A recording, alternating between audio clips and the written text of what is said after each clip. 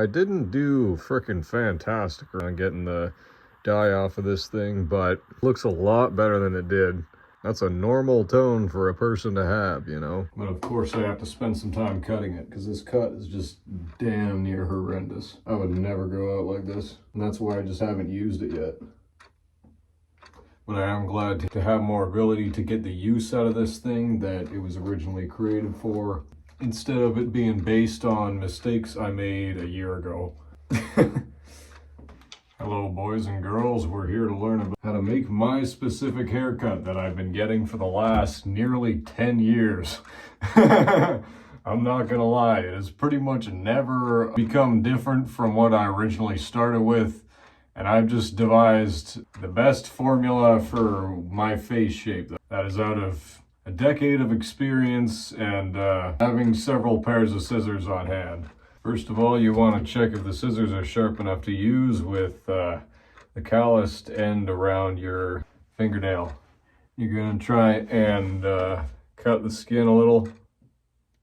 And since that has worked, these are definitely sharp enough to use. So first off, I just want to preface this by saying this wig was owned by a chick previously.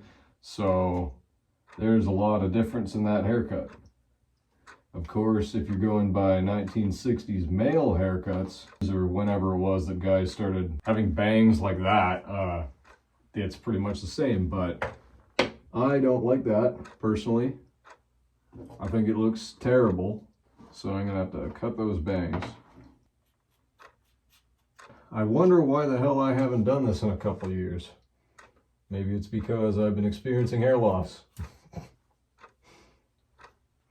I've never had to make effort to cut out where my bangs are, but when I was younger and had a better hairline, I used to have a very significant amount of bangs.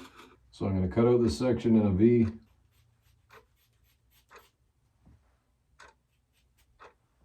This hair is a lot thinner than my hair texture, so I'm going to have to go with the rules of cutting my mom's hair.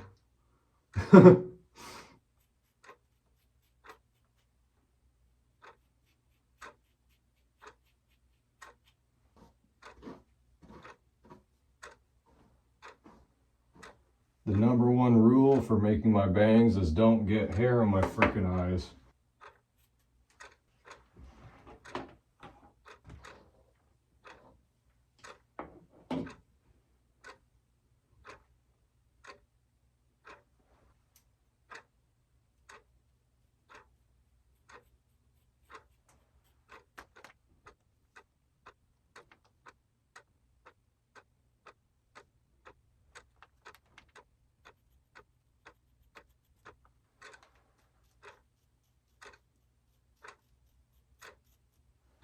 I'm used to taking much bigger chunks of hair and just grinding at it and having to cut really hard, but this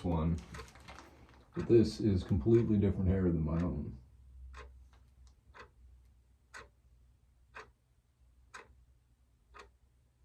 So I'm taking thinner sections and just being more careful with it.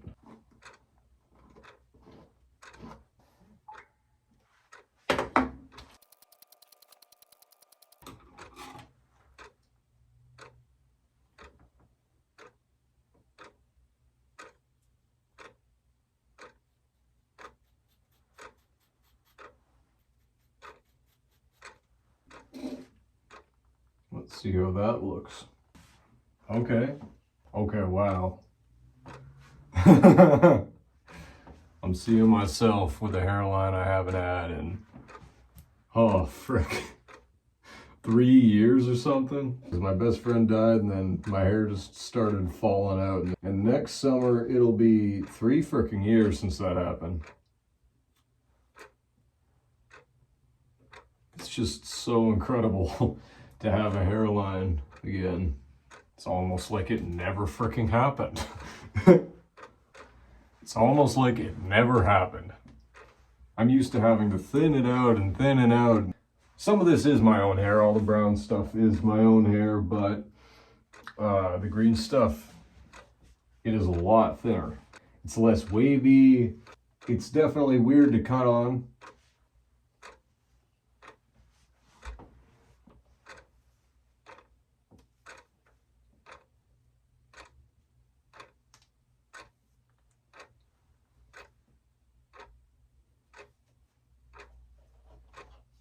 think that will make it fit better.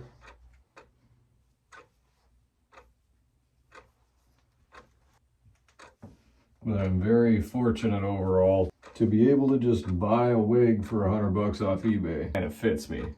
This is not something that everybody has. Some of the animals out here just be having massive heads, and that's not me. I'm a pure average.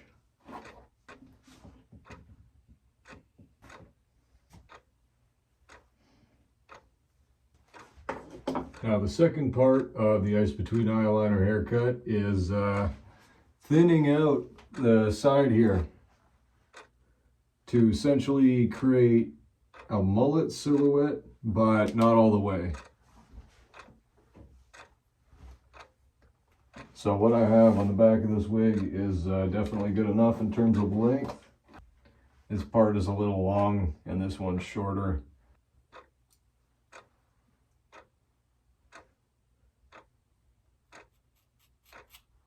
And then on this side, I don't really know what's going on with that, whether all that got swept into bangs or if this side is just a lot thinner, but I'd say that's definitely good enough. This is definitely how I keep my hair for the last 10 or so years. So for this, I'm gonna do it in, I think, 3 layers. And I'm gonna use the thinning shears. These are from 10 years ago, or no, 12 years ago. I got these when I was a young creature, you know, the hood. And hold up, my mom's just texting me about breaking a freaking mat at work because we're supposed to break it into pieces or something.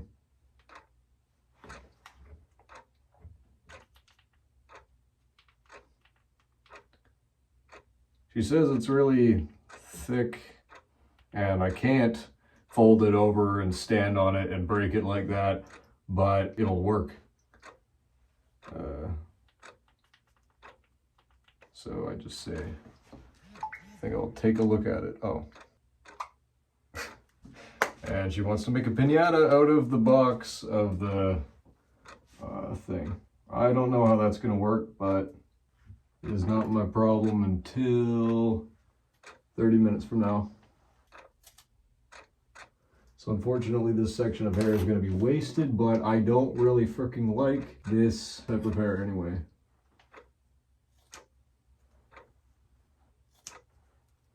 Every time I use these scissors, it cuts out what I would assume is 50% of the hair that it would. It's not like I measured this by the millimeter, but thinning shears are a much better option for hair that is thin. In my lifetime, I haven't really used the thinning shears because I just kind of frickin' go ham on my hair all the time. And this scraggly look that I've done by accident is actually something that I've really honed for a lot of years.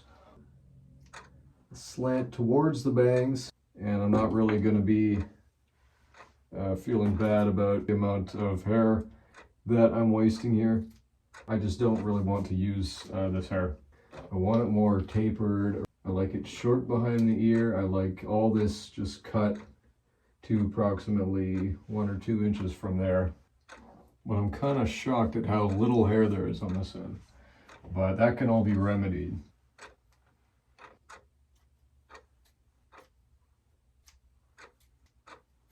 Right here you can see a whole lot more of my hair shining through. All that there is thick, wonderful, actual, real hair from a creature like me. And here I'm sort of uncertain about the cut. So I guess I'll just hold it out and cut from there. Because if I've learned anything in having wavy hair, holding it at a weird angle and then letting it fall where it will is so much better. Just makes it fall a lot more natural. Throughout my life, I've been entirely dissuaded against cutting my own hair. My parents didn't frickin' like that I was doing that. But in the end, I learned the exact cut I want, and I didn't have to pay $200 or $300 to discover that over the years. I don't know how much people spend on haircuts, but I don't spend anything because I don't need to. And if I need my tools sharpened, I can just ask my dad for his sharpeners.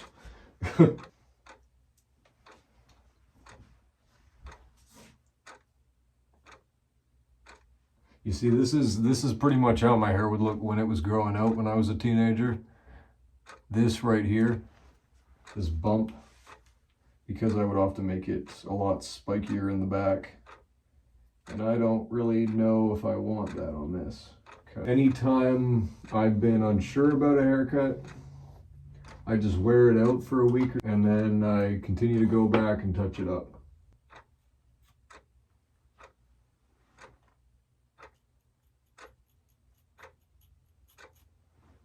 I'd like to take a look at it in the great big gangster mirror downstairs. This is the ball of hair that I have taken off of. I have read that if you grow a garden, which you should, human hair can be used as compost. It's got lots of nitrates or nitrogen or something in there. Something that's good for the garden. This has got dye in it. I don't want that in there. We just gotta keep dye from entering the garden. I have heard that some people sweep the hair into the sink.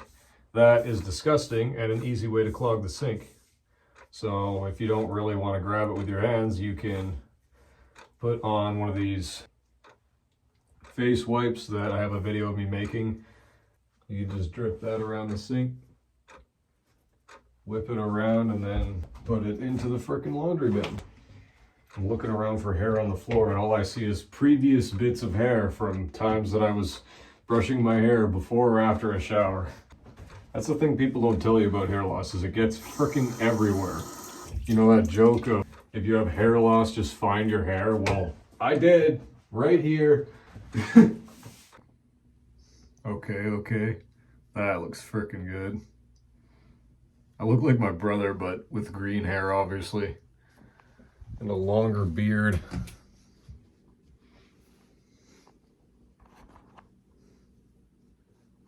The back looks great. This part's a little short, but there are no real measurements for this original cut. But this one is definitely too long and a bit too thick right here. But I'm not gonna frickin' deal with that today. The safest way to have gone about doing this would be how I originally got into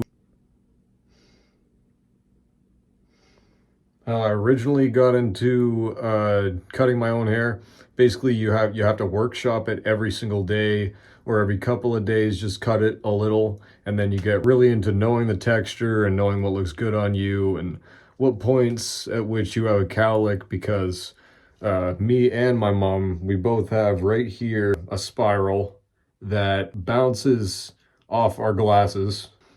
It's just built like that. I don't really know why it is, but I had to learn to work with that. But yeah, it's not a perfect haircut, but it'll do for now. And I can do many different things with it that I'm excited for. You know, I mean, frick. I can do anything I want all over this thing. It's gonna be great. I'm such a happy creature. And if you want to know how I got the lace front back to a somewhat normal color after it had been completely dyed green, you can find that video here at the end. And after that, yeah, this has been the Ice Between Eyeliner channel with yet another wig and DIY video. Squeak, squeak.